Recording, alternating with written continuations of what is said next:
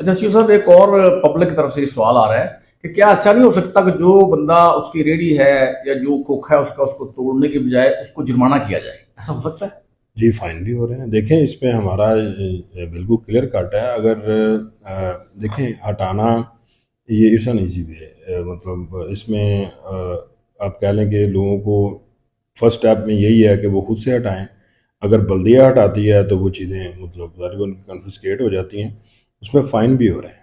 हो रहे ठीक हैं। है, और यस, और हाँ। उसमें अगर अब फर्दर जो हम जा रहे हैं वो इस चीज़ पे जा रहे हैं कि उस पे जो लोग इंक्रोच कर रहे हैं कमर्शियल एरिया, खास तौर पे उनकी दुकानें वगैरह सील भी होंगी। सील भी हाँ, होंगी। ये बड़ा एक नोट करने वाली बात है।